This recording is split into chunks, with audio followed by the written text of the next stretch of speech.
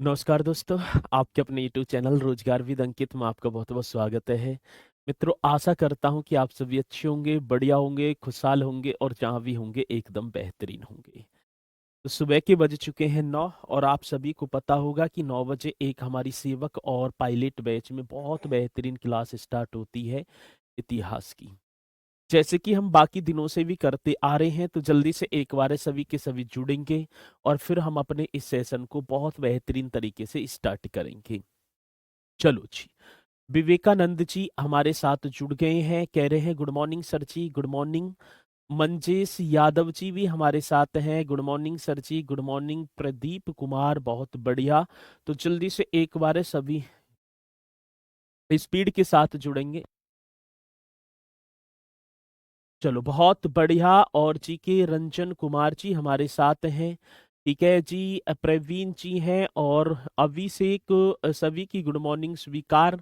और इसी के साथ मेरे प्यारों, मैं अपने इस सेशन को करूंगा स्टार्ट, ठीक है। चलो सौरभ कुमार जी, चलो स्वीकार है आपकी भी, चलो ठीक है। अजय प्रजापति जी, जय श्री राम सर जी, जय श्री राम। चलो तो मेरे प्यारो, आज जो हमारा टॉपिक होने वाला है वो होने वाला है मौर्योत्तर काल। कल मैंने कराया मौर्य काल और मौर्य काल में भी कराकर मैं आया हूं राजा अशोक को या सम्राट अशोक को। उसमें से थोड़ा सा जो है हमारा पॉइंट रह गई थी, तो उन्हें हम अब कंप्लीट कर लेंगे। और उसी के साथ मित्रों हम अपने इस सेशन को स्टार्ट करेंगे, क्योंकि मौर्य के बाद जो काल आया है वो आया मौर्योत्तर काल। तो एक बारे जो हमारा पहले रह गया था उसे हम एक बारे करेंगे, ठीक है ना। मौर्य काल चल ही रहा था। कौन से काल की बात थी सर जी? मौर्य काल आपने पढ़ा था। अभी मैं मौर्य उत्तर नहीं पढ़ा रहा, अभी कौन से काल की बात है, क्योंकि कल थोड़ा सा टॉपिक रह गया था जो कि बहुत ही ज्यादा इंपोर्टेंट है, ठीक है। चलो जी, तो सभी एक बार जल्दी से जो है अपने नोट पेन लेकर तैयार हो जाएं और फिर हम अपने इस सेशन को जो है स्टार्ट करेंगे, ठीक है। चलो मित्रों, एक तरफ आपको हेडिंग डाल देनी है अधिकारी इस तरीके से, और एक तरफ अधिकारी ये आप डालेंगे, और दूसरी तरफ जो होगा वो होगा विभाग। एक तरफ तो अधिकारी होगा और दूसरी तरफ क्या होगा? विभाग। क्योंकि यहां से क्वेश्चन हमारा बनना निश्चित ही तय है, तो इसलिए मित्रों एक तरफ अधिकारी और आप एक तरफ डालेंगे सर जी विभाग। जैसे मैं बोलूं, सीता अध्यक्ष जो होता था वो किसका कार्य करता था?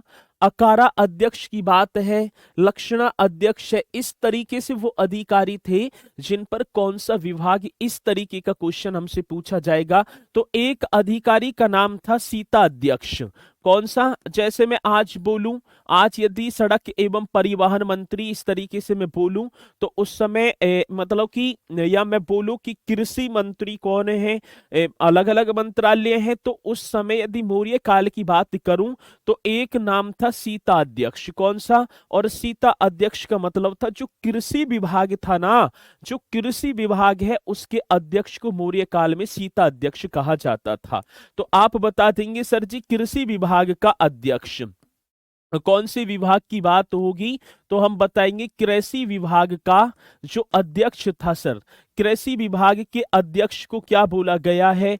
तो हम बताएंगे सर कृषि विभाग का अध्यक्ष सीता अध्यक्ष कहलाता था उस समय। बड़ा मोस्ट इंपोर्टेंट क्वेश्चन, और साथ के साथ आप याद करते चलेंगे। एक था सर जी अकारा अध्यक्ष। कौन सा? तो एक अध्यक्ष की बात होगी तो मैं आपको बताऊंगा अकारा अध्यक्ष।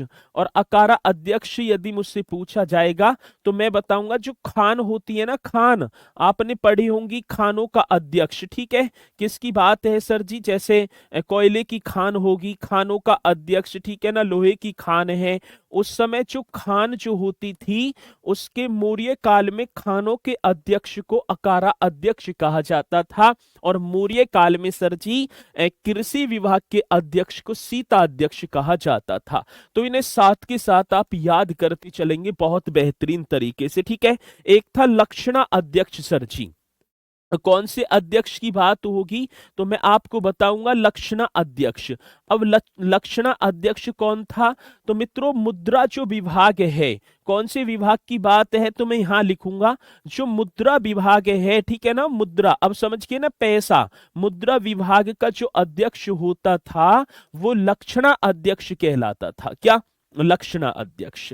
तो लक्षणा अध्यक्ष की बात होगी तो मुद्रा विभाग का अध्यक्ष, अकारा अध्यक्ष खानों का अध्यक्ष, और सीता अध्यक्ष कृषि विभाग का अध्यक्ष आपको बताना है। ठीक है, चलो जी, एक था सर जी शुल्का अध्यक्ष।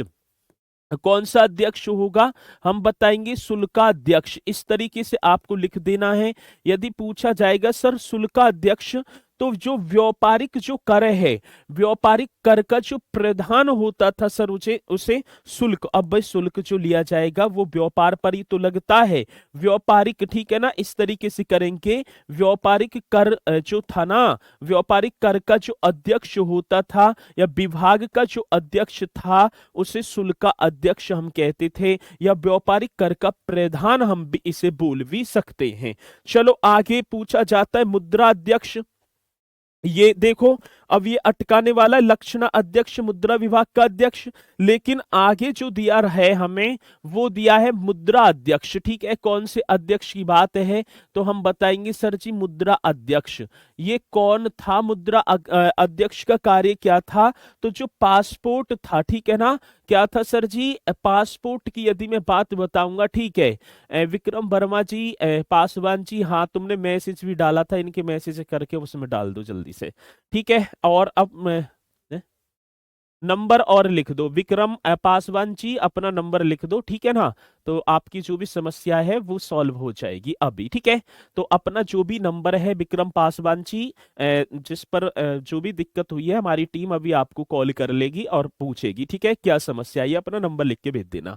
मुद्रा अध्यक्ष की बात होगी तो पासपोर्ट विभाग, कौन से विभाग की बात है सर, मैं आपको बताऊंगा, तो पासपोर्ट, इस तरीके से लिखेंगे, पासपोर्ट विभाग का जो अध्यक्ष होता था, पासपोर्ट विभाग के अध्यक्ष की यदि मैं बात करूंगा तो आप बताएंगे सर पासपोर्ट विभाग का अध्यक्ष क्या कहलाता था, मुद्रा अध्यक्ष कहलाता था। क्या सर जी, मुद्रा अध्यक्ष, ये आपको बताना है मुद्रा अध्यक्ष। एक था संस्थागत अध्यक्ष, जो व्यापारिक मार्ग थे, व्यापारिक मार्गों का अध्यक्ष कहलाता था सर जी संस्थागत संस्था अध्यक्ष, इस तरीके से लिखना है। संस्था अध्यक्ष की बात होगी तो आप बताएंगे व्यापारिक मार्गों का अधिकारी, ठीक है ना, या व्यापारिक मार्गों का अध्यक्ष, ये आपको बताना है। व्यापारिक कौन से मार्गों की बात है सर, व्यापारिक मार्गों का अध्यक्ष। यदि मैं बात बताऊं तो आपको कर देना व्यापारिक मार्गों का अध्यक्ष क्या कहलाता था, संस्था अध्यक्ष कहलाता था। तो ये है, तो और बहुत सारे हैं, लेकिन जो परीक्षा की दृष्टि से मैं देखूं तो ये सबसे ज्यादा इंपोर्टेंट आपके जो है होंगे। ठीक है, ये सबसे ज्यादा इंपोर्टेंट है। तो आपको बता देना है, ठीक है ना, तो आएगा क्वेश्चन तो आप बताएंगे मुद्रा अध्यक्ष, पासपोर्ट विभाग का अध्यक्ष, संस्था अध्यक्ष की बात होगी तो व्यापारिक मार्गों का अध्यक्ष आपको बताना है। आ रही है बात समझ में सभी के, चलो जी, यहां तक पॉइंट आपके समझ में आया होगा। चलो जी, बहुत बढ़िया, तो ये आपने बताया। इसी के साथ मेरे प्यारो हेडिंग डाल देनी है अशोक की उपलब्धियां। किसकी बात होगी तो मैं यहां डाल दूं हेडिंग अशोक, इस तरीके से लिखेंगे अशोक की क्या है सर जी, उपलब्धियां। ये आपको डाल देना है, अशोक की क्या होंगी, उपलब्धियां। ये आप ठीक है ना, या उपाधियां, पहले मैं अशोक की उपाधि वगैरह की बात करूंगा, ठीक है ना। उपलब्धियां तो मैं गिनाता ही आ रहा हूं अशोक, और इन्हें याद कर लेना बहुत बढ़िया तरीके से, ठीक है। चलो जी, ये पॉइंट आपकी समझ में। मित्रों बात आती है जो अशोक है, जो सम्राट अशोक है, इसका नाम अशोक किस में मिलता है, ये सबसे ज्यादा चर्चा का विषय बनता है, और क्वेश्चन भी हमारा यहां से पूछा जाता है। यहां से हमारा क्या है सर जी, क्वेश्चन भी पूछा जाता है और आता है तो हम निश्चित तौर पर बताएंगे। यदि मैं बात करूं अशोक, अशोक नाम जो, अशोक नाम जो है, राजा अशोक का नाम किस में मिला है, तो ये सबसे ज्यादा इंपोर्टेंट है। तो हम मास्की लघु शिलालेख को पढ़ें, कौन से को सर जी? तो आपको लिख देना है अशोक का नाम अशोक किस में मिलता है, ऐसे ही क्वेश्चन आएगा। तो मास्की लघु शिलालेख में, कौन सी शिलालेख की बात है? मास्की लघु शिलालेख आपको कर देना है। मास्की जो है लघु शिलालेख आप बताएंगे। अब क्वेश्चन पूछा जाएगा कि अशोक का नाम अशोक किस में मिलता है, तो हम बताएंगे हम बता देंगे सर जी अशोक का नाम अशोक किस में मिलता है, तो आप बता देना मास्की लघु शिलालेख में। एक है सर जी आपने पढ़ा होगा अशोक मौर्य, यदि मैं बात करूं, ठीक है ना, एक कौन से मौर्य की बात होगी? एक नाम अशोक का अशोक मौर्य भी मिलता है, वे मौर्य वंश का है। तो अशोक मौर्य किस में मिलता है? रुद्रदामन का जो जूनागढ़ अभिलेख है सर जी, रुद्रदामन के जूनागढ़ अभिलेख में अशोक का नाम अशोक मौर्य मिलता है। ये आपको बताना है बढ़िया तरीके से। यदि क्वेश्चन हमसे पूछा जाता है तो हम निश्चित तौर पर बताएंगे सर जी किसकी बात होगी। तो रुद्रदामन इस तरीके से लिखेंगे, रुद्रदामन का जो जूनागढ़ अभिलेख है, कौन सा होगा सर जी? रुद्रदामन का जूनागढ़ अभिलेख में अशोक का नाम अशोक मौर्य मिलता है।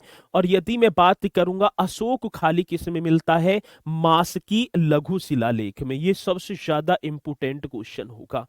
अब बात होगी सर जी अशोक वर्धन किस में मिलता है?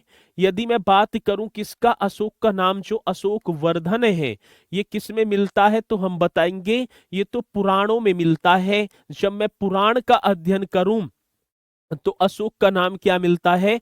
अशोक वर्धन मिलता है मेरे प्यारो। क्या मिलता है? अशोक वर्धन मिलता है। ये भी क्वेश्चन हमसे पूछा जाता है। तो मास्की वाला सबसे ज्यादा आया और अशोक मौर्य वाला सबसे ज्यादा पूछा गया। ठीक है, तो ये क्वेश्चन यदि आते हैं, ये अशोक से रिलेटिव क्वेश्चन है जो परीक्षा में हमसे बार बार पूछे जाते हैं, तो आप भी बार बार बताएंगे। एक मौर्य शासन व्यवस्था में रूप दर्शक अधिकारी का एक अभी क्वेश्चन करंट का था, मतलब कि अभी एक एग्जाम हुआ उसमें पूछा गया था, तो मैंने यहीं पर नोट कर लिया क्योंकि जो ट्रेंडिंग के क्वेश्चन है वो बार बार परीक्षा में 1-2 साल पूछे जाते हैं, तो इसे भी नोट करके लिख देंगे। किसकी बात होगी? मौर्य शासन व्यवस्था में मैं बात करूंगा कौन से शासन व्यवस्था की बात होगी सर जी? तो हम बताएंगे मौर्य शासन। इस तरीके से लिखना है, बड़ा बेहतरीन क्वेश्चन होगा, जब आएगा तो आपको निश्चित तौर पर बताना होगा। मौर्य शासन व्यवस्था में ये क्वेश्चन आएगा कि मौर्य शासन व्यवस्था में एक रूप दर्शक, इस तरीके से लिखना है, क्वेश्चन बड़ा बेहतरीन होगा। रूप दर्शक नामक अधिकारी का कार्य, रूप दर्शक जो नामक अधिकारी था ना, रूप दर्शक नामक अधिकारी का कार्य क्या था? बड़ा सुंदर सा क्वेश्चन आपके सामने होगा और आएगा तो आप निश्चित तौर पर बताएंगे। तो बताना है मौर्य शासन व्यवस्था में रूप दर्शक नामक अधिकारी का कार्य क्या था। तो ये अभी क्वेश्चन पूछा गया है। तो भाई साहब अब एक और चीज हम लागू करने जा रहे हैं सभी के लिए। क्लास बफरिंग हो रही है? सही तो चल रही है? सही चल रही है भाई, ठीक है। अब मैं एक चीज और करने जा रहा हूं, जैसे हिस्ट्री से जो भी टॉपिक मैं कराता चलूंगा, तो शाम को मतलब कि इवनिंग में, हाँ इवनिंग शाम ही बोलेंगे, आपको 5 क्वेश्चन दिया करूंगा डेली के, ठीक है। मतलब कि टेलीग्राम ग्रुप पे 5 क्वेश्चन मैं दिया करूंगा और उन 5 क्वेश्चनों के जवाब आप लिखकर ग्रुप पर ही दिया करोगे, क्योंकि चीजों को हम जितनी ज्यादा ढूंढेंगे, जितनी ज्यादा रिसर्च करेंगे, वो चीजें उतनी ही मजबूत होती हैं, ठीक है। तो 1-2 दिन में हम करने ही वाले हैं, क्या करने वाले हैं कि जो भी मतलब कि 5 क्वेश्चन मैं दिया करूंगा टोटल डेली के शाम को पीडीएफ में, ठीक है। और वो क्वेश्चन ही ऐसे होंगे कि ये तो है ही है, अन्य यदि बड़ी परीक्षा में भी आप बैठोगे तो उसके लिए भी बहुत ही ज्यादा कारगर सिद्ध होंगे, ठीक है, सभी परीक्षाओं के लिए। और वो ट्रेंडिंग के क्वेश्चन हुआ करेंगे, ठीक है ना।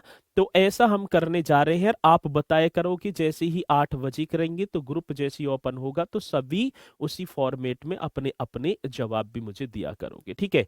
तो ये जो है हम करने वाले हैं, आज से कर दूं या कल से मैं कर दूं, ठीक है ना। तो मैं जल्दी कर, जैसे अब ये हमारा खत्म होएगा तो उसी से रिलेटिव 5 क्वेश्चन ऐसे होंगे जो आपको लगेगा कि हाँ भाई जान है कुछ ना कुछ, ठीक है। चलो तो बहुत बढ़िया। अब ऐसे क्वेश्चन हो करेंगे ये, ठीक है। अब यदि मैं किताबों को देखूं, ठीक है भाई, सपोज करो आप पे ज्यादा से ज्यादा लूसेंट मिल सकती है इतिहास की, इक्का दुक्का और बुक आप रख सकते हो। लेकिन अब ऐसे क्वेश्चन आएंगे ना, सर आपका मुझे टेलीग्राम, अरे ग्रुप वाला है मेरा ना, ग्रुप पे, ठीक है ना, ठीक है, ग्रुप की बात होगी। अब ऐसा जो क्वेश्चन है ये अधिकांश में देखूं तो बुक में, जैसे छोटी मोटी बुकें हैं तो उसमें ना मिलती, लेकिन ये हमारा एएलपी हुआ, सेवक हुआ, जो भी हुआ, उनमें ऐसे क्वेश्चन पूछ ले जाते हैं। तो मौर्य शासन व्यवस्था में जो रूप दर्शक नामक अधिकारी था, उसका कार्य क्या था? तो जो सिक्का हुआ करते थे ना, सिक्का, 1 का सिक्का, 2 का सिक्का, तो सिक्कों का परीक्षण करना। सिक्कों का क्या करना है सर जी? परीक्षण करना, ये आपको बताना है। रूप दर्शक अधिकारी का कार्य ये था। चलो जी, अब मेरे प्यारो बात किसकी होगी सर जी? मौर्य वंश के जो अंतिम राजा थे, अंतिम राजा का नाम था बृहद्रथ। बृहद्रथ की हत्या कर दी है किसने? पुष्यमित्र शुंग ने, जो उनके सेनापति था पुष्यमित्र शुंग ने। और मेरे प्यारो मौर्य साम्राज्य का विनाश कर दिया, एक तरीके से नष्ट कर दिया। जैसे ही मौर्य साम्राज्य का विनाश हुआ है तो एक नया जो है काल स्टार्ट हो जाता है, जिसका नाम होता है मौर्योत्तर काल। कौन सा काल होगा सर जी? हम बताएंगे मौर्योत्तर काल। एक नया काल स्टार्ट होता है और उस काल का नाम होगा मौर्योत्तर काल। तो अब यहां से हम मौर्योत्तर काल, अब यहां से हम स्टार्ट करने वाले हैं अपना मौर्योत्तर काल, ठीक है, और बहुत बढ़िया तरीके से। चलो मित्रों, मौर्योत्तर काल की यदि मैं बात करूं तो मौर्य जो साम्राज्य है, मौर्य साम्राज्य के जो उत्तराधिकारी बने, उन्हें हम 2 पार्टों में विभक्त कर सकते हैं। एक पार्ट होगा देसी उत्तराधिकारी और एक होगा विदेशी उत्तराधिकारी। अब देसी की बात करूंगा तो देसी उत्तराधिकारी कौन कौन से आए हैं? जैसे शुंग वंश होगा, शुंग वंश के तुरंत बाद कणव वंश आता है, कणव वंश के तुरंत बाद आपका आंध्र सातवाहन वंश आता है, और आंध्र सातवाहन वंश के बाद वाकाटक वंश आता है। ये तो देशी उत्तराधिकारी हुए हैं। अब मैं विदेशी उत्तराधिकारी की बात करूंगा तो आप बताएंगे सर जी शक, पहलव और कुषाण, ठीक है ना। तो इस तरीके से ये हो गए आपके विदेशी उत्तराधिकारी। तो अब पहले हम आज जो चर्चा करने वाले हैं वो देसी उत्तराधिकारियों पर, और कल जैसे ही क्लास, या कल या परसों क्लास होगी, मतलब कि कल ये समाप्त हो जाएगा, देसी उत्तराधिकारी फिर विदेशी उत्तराधिकारी की तरफ हम चलेंगे। तो क्रम वाइज हम करते चलेंगे बहुत बढ़िया तरीके से। तो मौर्य साम्राज्य के मौर्योत्तर काल आपने लिख दिया, हेडिंग डाल दिया होगा, तो लिख ही देना है। मौर्य साम्राज्य के मेरे प्यारों कौन से साम्राज्य की बात होगी? तो हम बताएंगे सर जी मौर्य साम्राज्य के, ठीक है ना, उत्तराधिकारी। कौन से अधिकारी की बात है सर जी? मौर्य साम्राज्य के उत्तराधिकारियों को या उत्तराधिकारी को 2 भागों में, कै भागों की बात है सर? 2 भागों में विभक्त किया गया है। 2 भागों में, इस तरीके से लिख देना है, 2 भागों में विभक्त, ठीक है। कितने में सर? 2 भागों में विभक्त किया गया। एक होगा सर आपका देसी उत्तराधिकारी। कौन से उत्तराधिकारी हैं? तो हमने पहले ही आपको बताया है और आपने भी किया है, देसी उत्तराधिकारी। और दूसरा होगा सर जी आपका विदेशी उत्तराधिकारी, ठीक है। एक तो होगा देसी उत्तराधिकारी और दूसरा कौन सा होगा सर जी? विदेशी उत्तराधिकारी। आ रही है बात समझ में? जैसे ही मौर्य साम्राज्य का अंत हुआ है तो मौर्योत्तर काल स्टार्ट हुआ, और मौर्योत्तर काल 2 पार्टों में बटा। एक का नाम होगा सर जी देशी उत्तराधिकारी और एक का नाम था विदेशी उत्तराधिकारी, ठीक है। चलो जी मित्रों, मौर्य साम्राज्य के पतन के बाद, ठीक है ना, ब्राह्मण राज्यों का उदय हुआ।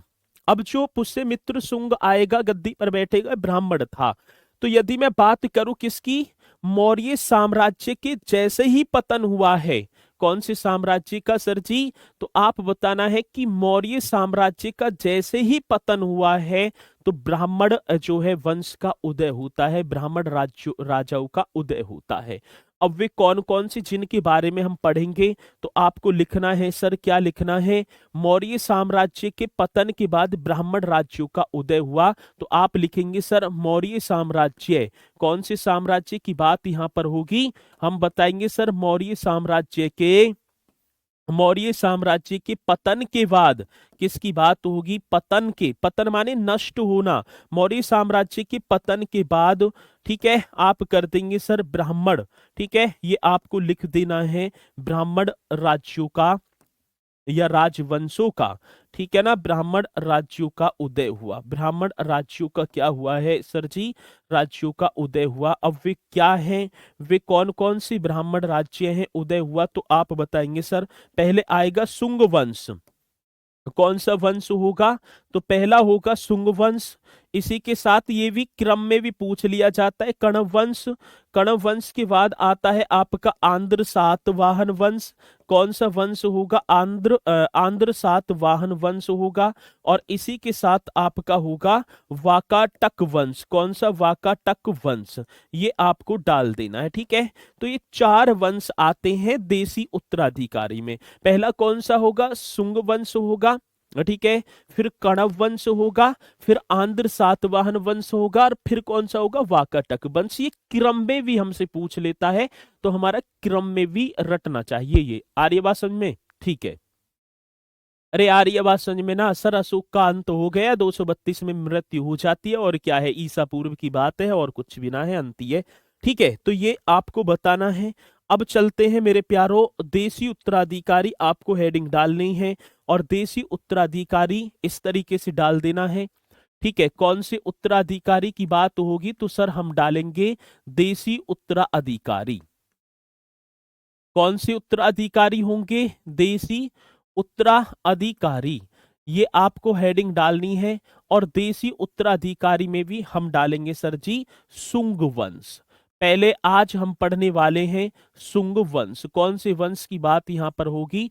तो देसी उत्तराधिकारी में हम पढ़ेंगे शुंग वंश, जो 185 बीसी से लेकर 73 बीसी तक चला है, ठीक है भाई। 185 मतलब कि 185 बीसी, बीसी का मतलब होगा ईसा पूर्व से, और 73 बीसी तक ये रहा है। ये आपको नोट कर देना। शुंग वंश का कार्यकाल मैंने बताया यहाँ पर, मात्र शुंग वंश का, ना कि किसी राजा का। तो ये विदेशी ना है, ठीक है ना, ये तो देसी है। मैंने पहले देसी समझते ना हो, विदेशी और देसी में ही अंतर ना समझ रहे। मैं बता रहा हूं कि देसी उत्तराधिकारी और विदेशी उत्तराधिकारी नो, ये सर जी ये विदेशी हैं। अरे आ जाओ यहाँ, ये इतना ज्यादा भी जो है मत करे करो, ठीक है ना। चलो, तो आप बताएंगे सर जी इनका जो शुंग वंश का जो समय रहा है वो 185 ईसा पूर्व से 73 ईसा पूर्व तक रहा है। आ रही है बात समझ में? किसकी बात होगी सर जी? तो शुंग वंश की बात होगी, ये आपको बताना है, ठीक है। अब इसकी बात है सर जी, शुंग वंश आप हेडिंग डालेंगे, और शुंग वंश में डालेंगे संस्थापक, ठीक है। चलो जी, संस्थापक की बात होगी तो हम बताएंगे सर पुष्यमित्र शुंग आपको कर देना है। कौन से शुंग की बात होगी? तो मैं आपको बताऊंगा पुष्यमित्र शुंग। बड़ा बेहतरीन क्वेश्चन होगा, और ये नोट करते चलेंगे। आएगा कि शुंग वंश का संस्थापक कौन है? पुष्यमित्र शुंग होगा सर। 185 बीसी से लेकर 185 बीसी से लेकर 149, ठीक है ना, 185 बीसी, बीसी मतलब ईसा पूर्व से 149 बीसी तक गद्दी पर बैठा है। मतलब कि ईसा पूर्व की बात है तो घटता, और एडी की बात होगी तो बढ़ता। तो क्वेश्चन क्या होगा सर? संस्थापक की बात है कि शुंग वंश का संस्थापक कौन था? तो पुष्यमित्र शुंग आपको बताएंगे, और बता देना है अंतिम मौर्य सम्राट, सम्राट का नाम क्या होगा? बृहद्रथ की हत्या करके मेरे प्यारो शुंग वंश की स्थापना की है। तो मैं यही लिख दूंगा, यही आपको लिख देना अंतिम मौर्य सम्राट। कौन से सम्राट की बात होगी? तो आपको बताना है सर अंतिम मौर्य सम्राट, ठीक है। कौन से सम्राट की बात होगी? तो मेरे प्यारो अंतिम मौर्य सम्राट, और सम्राट का नाम होगा ऐसे ही है, बृहद्रथ, ठीक है ना। बृहद्रथ की हत्या करके, कि क्या करके सर जी? हत्या आपको लिख देना है, बृहद्रथ की हत्या करके, ठीक है ना, शुंग वंश की स्थापना की। कौन सी वंश की सर जी? शुंग वंश की स्थापना की। किसने? पुष्यमित्र शुंग ने। ये बड़ा सुंदर क्वेश्चन होगा, स्थापना की। चलो जी, अब क्या क्वेश्चन है? अंतिम मौर्य सम्राट बृहद्रथ की हत्या कर दी, किसने? पुष्यमित्र शुंग ने। कौन है पुष्यमित्र शुंग? सर जी, ये अंतिम मौर्य सम्राट बृहद्रथ का सेनापति है, ठीक है। तो आ रही है बात समझ में? तो ये क्या है? अंतिम मौर्य सम्राट बृहद्रथ की हत्या करके शुंग वंश की इसने स्थापना की है, जो 185 बीसी मतलब ईसा पूर्व से 149 ईसा पूर्व तक गद्दी पर बैठा है। नाम क्या होगा सर जी? पुष्यमित्र शुंग होगा। बड़ा बेहतरीन क्वेश्चन है। अब कई बार पूछा गया शुंग वंश की राजधानी। सर जी, यदि मुझसे किसकी पुष्य मतलब कि माफ चाहूंगा, शुंग वंश की राजधानी आपसे पूछी जाएगी, तो आप बता देना सर इसकी राजधानी तो विदिशा थी। क्या? बड़ा सुंदर सा क्वेश्चन होगा, विदिशा आपको लिखना है। किसकी राजधानी है? शुंग वंश की राजधानी क्या है? तो विदिशा आपको बताना है। और साम्राज्य नियंत्रण की दूसरी राजधानी मेरे प्यारो, जो साम्राज्य पर नियंत्रण रखने के लिए दूसरी राजधानी पाटलिपुत्र होती थी, दूसरी राजधानी पाटलिपुत्र है, ठीक है ना, वो साम्राज्य नियंत्रण के लिए। तो मैं बताऊं, राजधानी विदिशा, और यही नोट करके लिख देंगे, ठीक है। नोट करके क्या लिखवाओगे सर? तो साम्राज्य नियंत्रण के लिए ये आपको लिखना है। किसकी बात है? तो साम्राज्य सर जी हम बताएंगे नियंत्रण के लिए, साम्राज्य नियंत्रण के लिए, साम्राज्य नियंत्रण के लिए दूसरी जो राजधानी है, कौन सी राजधानी मेरे प्यारो? तो हम बताएंगे दूसरी राजधानी सर जी, दूसरी राजधानी पाटलिपुत्र थी, ठीक है ना, पाटलिपुत्र थी, ठीक है। ये भी आप बताएंगे, लेकिन ये इसका कोई महत्व नहीं है, लेकिन यह सबसे ज्यादा पूछा जाता है शुंग वंश की राजधानी क्या थी, तो तब आपको बताना है विदिशा थी मेरे प्यारो। क्या थी सर जी? विदिशा थी। आ रही है बात समझ में? चलो जी, हाँ सर आ गई। शुंग काल में भागवत धर्म का उदय एवं विकास हुआ है। भागवत होती है ना कथा, भागवत, और वो जो भागवत धर्म, परीक्षा में पूछा जाएगा कि भागवत धर्म का उदय एवं विकास कौन से काल में हुआ, तो आप बताएंगे सर जी शुंग वंश में, या शुंग काल में, मौर्योत्तर काल में। मौर्योत्तर काल का कौन सा वंश होगा? शुंग वंश में, जिसमें मेरे प्यारो भागवत धर्म का उदय एवं विकास होता है। सबसे ज्यादा इंपोर्टेंट क्वेश्चन आपका बनेगा और आएगा, तो आपको निश्चित तौर पर बताना होगा क्या सर जी? शुंग काल में भागवत धर्म का उदय तथा विकास हुआ। तो आप बताएंगे शुंग, कौन से? तो सर जी शुंग वंश में, शुंग वंश में आपको बताना है भागवत धर्म का, कौन सी धर्म की बात है मेरे प्यारो? हम बताएंगे सर भागवत धर्म का उदय, उदय एवं, भागवत धर्म का उदय एवं क्या है? तो हम बताएं सर? हाँ बताइएगा। भागवत धर्म का उदय एवं विकास हुआ। बड़ा बेहतरीन क्वेश्चन है। इसका शुंग वंश में भागवत धर्म का उदय एवं विकास हुआ, तथा वासुदेव विष्णु की उपासना भी शुरू हो गई। जो वासुदेव विष्णु है उनकी उपासना, ठीक है ना, हुआ, तथा वासुदेव विष्णु, इस तरीके से लिखना है।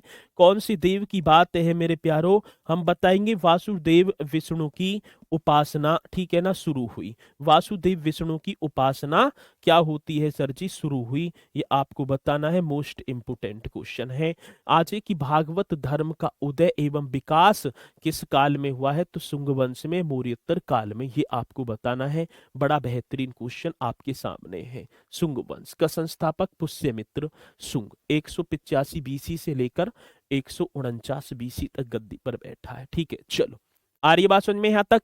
अरे यहाँ तक सभी की समझ में आ रही है? तो एक बार जल्दी से थंब का निशान लगा कर बताएंगे हाँ सर जी, यहाँ तक पॉइंट हमारे समझ में आए, और तुम आगे कुछ उपदेशी बढ़ जाओ, ठीक है। चलो मित्रों, मैं बात करूं, ये पुष्यमित्र शुंग है, शुंग वंश का राजा है, क्या है, ठीक है ना। पुष्यमित्र के बाद कौन सा शासक आया? देखो भैया, मैं बता रहा हूँ कि ज्यादा एक्स्ट्रा मत चलो और ना डिस्टर्ब करे करो, फिर मैसेज भी ना कर पाओगे। जब पुष्यमित्र चल रहा है उसके बाद एकदम तुम्हें लंका में कुदा दूं, राक्षसन से मरवा दूं ले जाके रामायण काल के अंशु। पुष्यमित्र के बाद कौन सा शासक आया? हो गया टॉपिक कंप्लीट।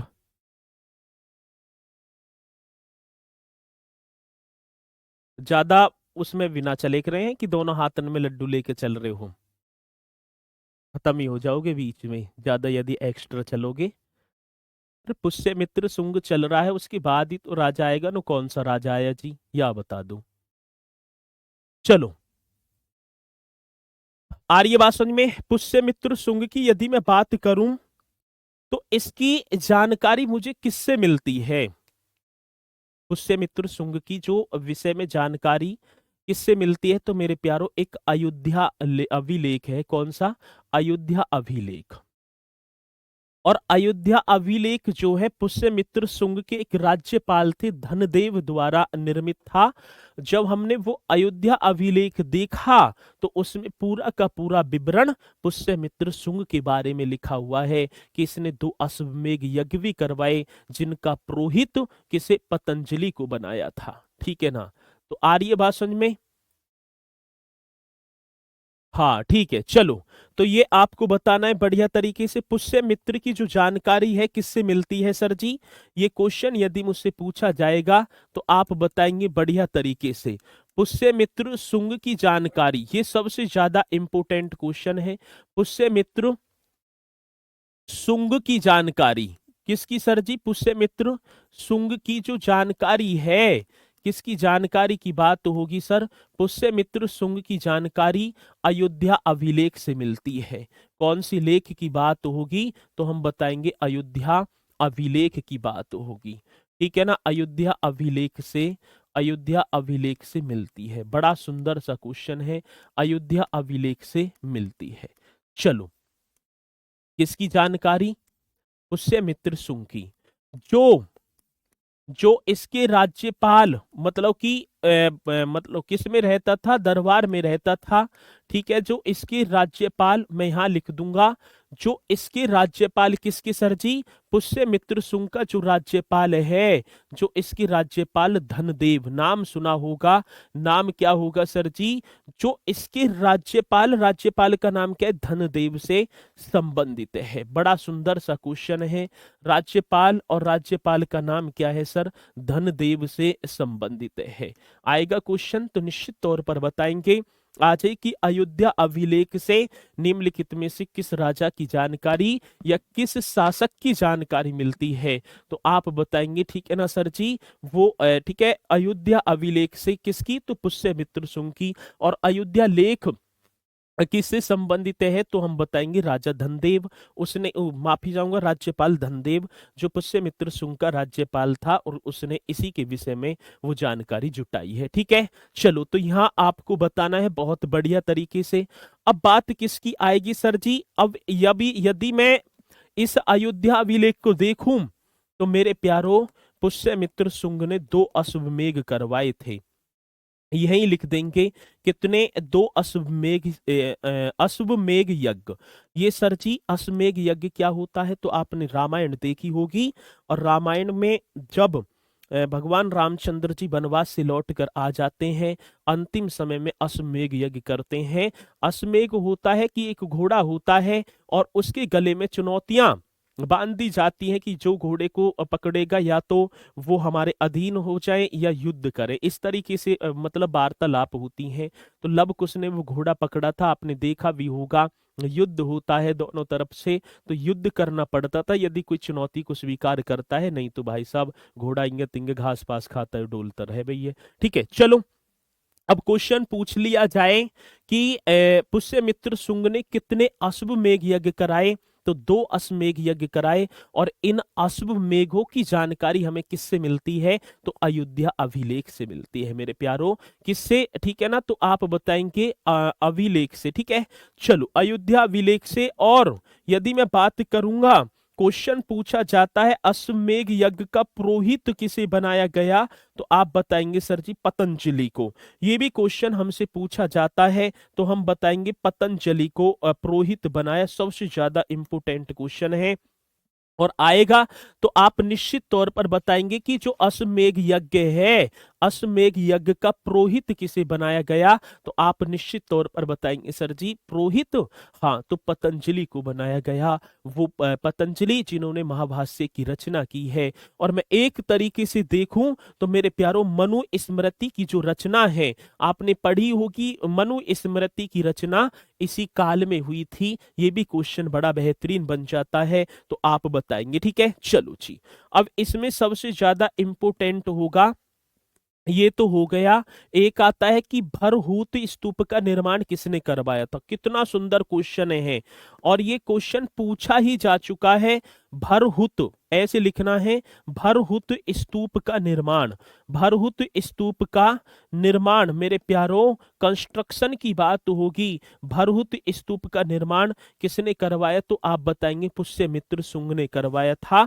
और ये ठीक है ना, निर्माण करवाया, ये मैं आप करवाया आप लिख भी देंगे, ठीक है। भरहूत स्तूप का निर्माण किसने करवाया था, पुष्यमित्र शुंग ने करवाया था सर जी। और ये भरहूत स्तूप कहाँ है, तो सतना।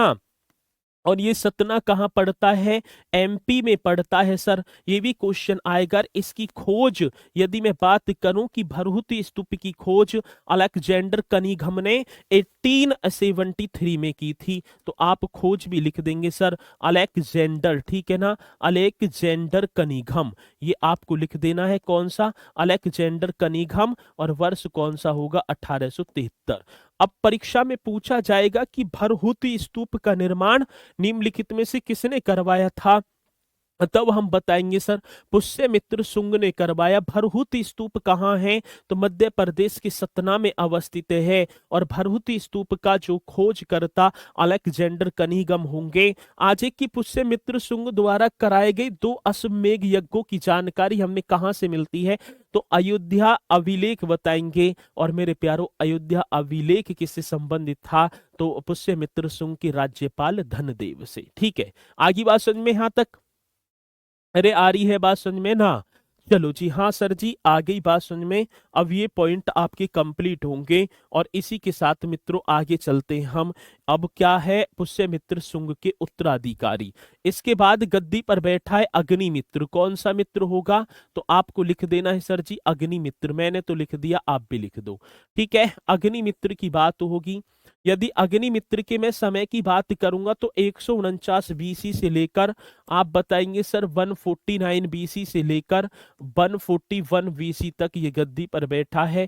कहने का मतलब है 8 वर्षों तक इसने शासन किया है। इसी के साथ आता है अगला राजा, अगला जो शासक है, भाई इतना ही काम है इनका। फिर वसुमित्र, ठीक है। कौन से मित्र की बात होगी मेरे प्यारों, तो अगला जो शासक आएगा वसुमित्र, ठीक है। तीसरा जो राजा आया है वसुमित्र, ठीक है। चलो जी मित्रों, कालिदास ने एक रचना की थी मालविकाग्नि मित्रम, आपने पढ़ा भी होगा।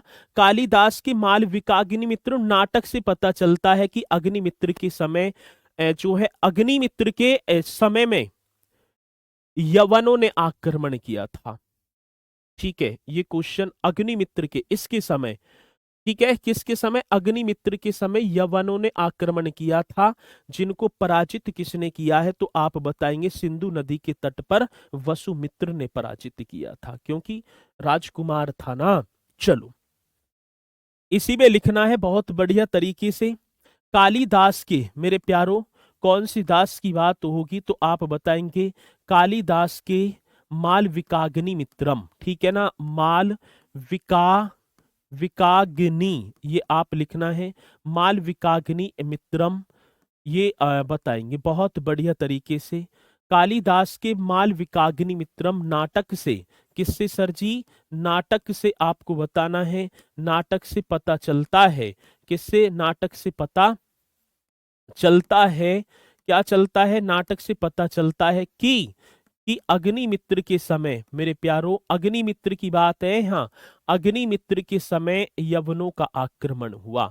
अग्निमित्र के समय, यही लिखेंगे अग्निमित्र के समय किसका आक्रमण हुआ है सर? यवनों का आक्रमण हुआ।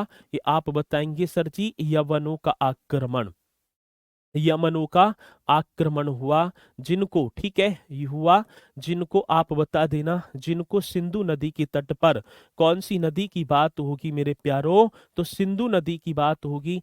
जिनको सिंधु नदी के तट पर हम बताएंगे, सिंधु नदी के तट पर किसने पराजित किया था? वसुमित्र ने पराजित किया मेरे लाडलो। किसने? वसुमित्र ने। जिनको सिंधु नदी के तट पर वसुमित्र ने पराजित किया। यदि ये क्वेश्चन पूछा जाएगा तो हम निश्चित तौर पर बताएंगे किसने पराजित किया? वसुमित्र ने, वसुमित्र ने।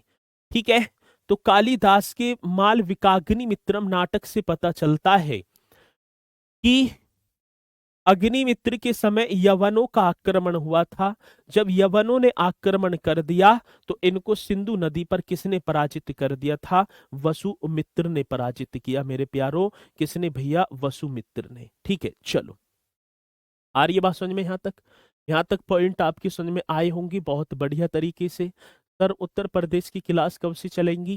तो चंदा चौहान जी, अभी इसके बारे में कोई मेरे पास तो जानकारी है नहीं। ठीक है, जब भी चलेंगी आपको इन्फॉर्म कर दिया जाएगा, चिंता करने की बात नहीं है। ठीक है ना? चलो, अरे सही है ना?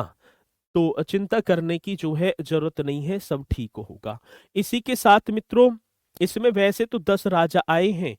अब मैं, चलो एक सेकंड, यही लिख देंगे, एक और आता है, और अगला जो राजा बनता है उसका नाम होता है देवभूति। ठीक है, कौन सा भूति है? तो आप बताएंगे देवभूति। ये कौन है सर जी? ये शुंग वंश का अंतिम राजा है। कौन सी वंश की बात होगी? तो शुंग वंश का अंतिम शासक, और अंतिम शासक का नाम क्या है? देवभूति। शुंग वंश का अंतिम शासक था, ठीक है ना? देवभूति शुंग वंश का अंतिम शासक था, जिसकी हत्या मेरे प्यारों, ये हम लिखेंगे सर जी, जिसकी हत्या, हत्या किसने? जिसकी हत्या, ठीक है ना, जिसकी हत्या मंत्री था वासुदेव ने कर दी। किसने कर दी सर? वासुदेव ने, वासुदेव ने कर दी। ठीक है, वासुदेव ने कर दी, और भाई साहब एक नया वंश स्टार्ट कर दिया, और उस वंश का नाम होगा आपका कणव वंश। ठीक है ना? कौन सा वंश होगा? तो हम बताएंगे सर जी, कणव वंश। आप लिख देना है, वासुदेव ने हत्या तो कर दी है, अब वंश कौन सा आएगा? कणव वंश। यहां तक आपने नोट कर लिया होगा, तो हेडिंग डाल देंगे सर जी, कणव वंश।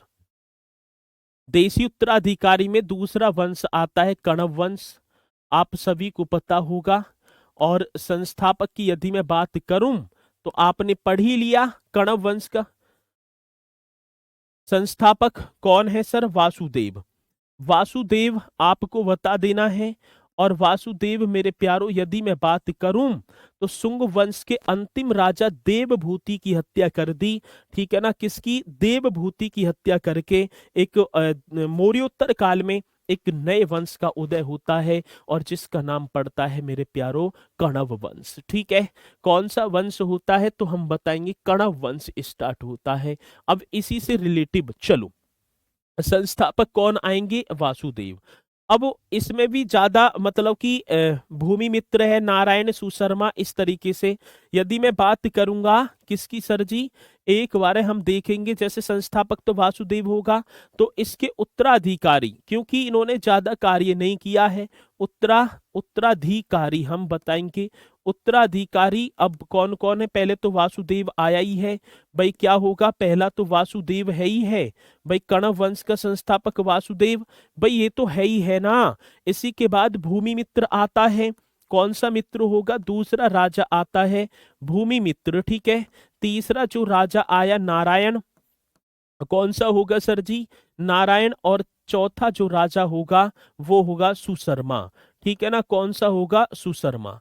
ये आपको करना है सुशर्मा, इस तरीके से लिख देना है। वासुदेव, भूमिमित्र, नारायण, और कौन होगा? सुशर्मन होगा, कहीं कहीं सुशर्मा है तो सुशर्मन कर देना। ठीक है, सुशर्मा या सुशर्मन, ठीक है, बात एक ही होगी, सुशर्मन। अब मित्रों, अंतिम जो शासक है सुशर्मन की जो हत्या, ठीक है ना, मतलब 30 ईसा पूर्व में सिमुक ने कर दी। और मेरे प्यारों, एक नए वंश का उदय कर दिया मौर्योत्तर काल में, आंध्र सातवाहन वंश। इसमें से कुछ भी नहीं है, ठीक है ना। कण्व वंश के मैं यही लिख दूंगा और आप भी नोट कर देंगे। कण्व वंश के, कौन सी वंश की बात है सर? कण्व वंश के, ठीक है जी, अंतिम शासक। कण्व वंश के कौन से शासक हैं? अंतिम शासक।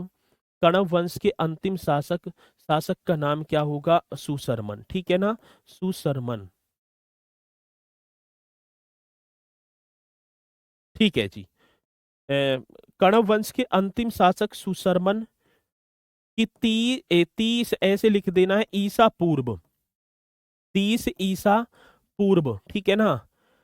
सिमुक ने, किसने सर जी? सिमुक, ये भी इसका सेनापति था। सिमुक ने हत्या कर दी। क्या कर दी सर जी? हत्या कर दी भैया, मार दिया ये भी। और एक मौर्योत्तर काल में एक नया वंश आता है, सुशर्मन। गलत ना लिख रहा है सुशर्मन, मैं पे आना चाहिए, ठीक है ना भाई, एक सेकंड। सुशर्मन इस तरीके से होना चाहिए, अब सही है, ठीक है, एक सेकंड।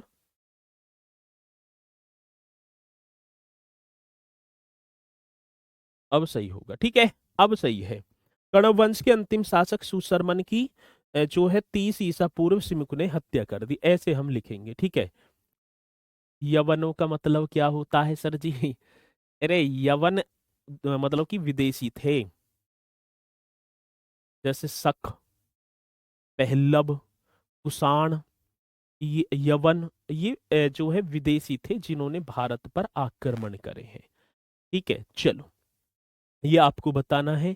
कण्व वंश का जो है, ठीक है ना, तो ये आप बताएंगे बहुत बढ़िया तरीके से, और मैं आशा करूंगा तो आप निश्चित तौर पर बताते भी चलेंगे, ठीक है। चलो जी, तो ये पॉइंट आपके समझ में आए होंगे बहुत बढ़िया तरीके से। तो सर जी को कुछ कह रहे हैं कण्व वंश का समय, 73 बीसी से लेकर 30 बीसी तक इनका समय है, ठीक है। तो जो है आप कर देना, ये आपका होगा। और इसमें कुछ भी नहीं है, इसमें और कुछ भी नहीं है। और इसी के साथ अगला जो होगा वो होगा आपका आंध्र सातवाहन वंश। आंध्र सातवाहन वंश, इस तरीके से आपको हेडिंग डाल देना है। आंध्र सातवाहन वंश, ये आप डालेंगे। कौन से सातवाहन वंश की बात है सर जी? आंध्र सातवाहन वंश 30 बीसी से लेकर, ठीक है ना, मतलब ईसा पूर्व में बात करूं, कौन सी ईसा पूर्व की है? 30 ईसा पूर्व से लेकर सर 250 ईसवी। अब ईसवी स्टार्ट हो गई है, ठीक है, मतलब कि 30 ईसा पूर्व से लेकर और कब तक, तो आप बताएंगे सर जी 250 ईसवी तक, ठीक है। यदि मैं बात करूं आंध्र सातवाहन वंश की, भाई समय भी हमें दिखाई दे रहा होगा, समथिंग में 280 वर्ष तक शासन हो रहा है ना। तो भारत पर सर्वाधिक समय तक शासन करने वाला, ठीक है ना, पहला सातवाहन जो है, या करने वाला सातवाहन वंश पहला राजवंश था। आ रही बात समझ में? कैसे सर? दोबारा एक बार है। भारत पर सर्वाधिक समय, भाई 30 वर्ष तो ये हो गए, और 250 ये पूरे के पूरे धरे हैं, क्योंकि पीछे को बढ़ेंगे तो 280 वर्षों तक शासन किया है। कितने वर्षों तक? तो लगभग में 280 वर्षों तक। तो हम आपको बताना चाहेंगे सर जी, क्या बताना चाहेंगे? तो ये होगा आपका क्या सर? तो बता देना है, भारत पर सर्वाधिक समय तक शासन करने वाला, पहला पॉइंट तो यही लिख देना है।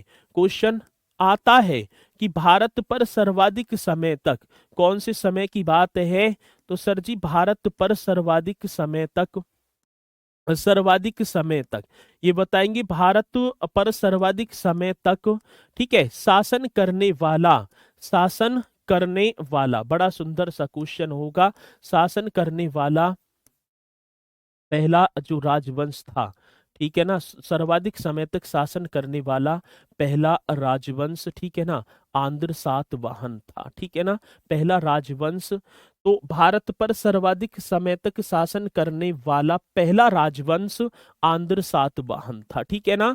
कौन सा था सर जी? आंध्र सातवाहन, ये आपको लिख देना है, आंध्र सातवाहन था। कहने का मतलब है मैं पीछे से भी देखूं, अभी तक किसी ने लगभग में 280 वर्षों तक शासन नहीं किया है। लेकिन मौर्योत्तर काल में एक आंध्र सातवाहन वंश ऐसा वंश आया जिसने सबसे अधिक समय तक शासन कर दिया। नाम क्या होगा सर जी? आंध्र सातवाहन वंश होगा। सातवाहन साम्राज्य के अंतर्गत समस्त दक्षिणतम जो क्षेत्र है वो सम्मिलित था।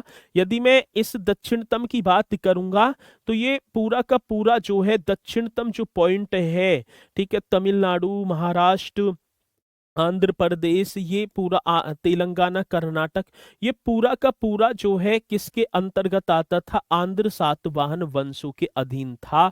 और भारत में, उत्तर भारत में भी संभवतः मगध तक इन्होंने अपना विस्तार स्थापित कर दिया।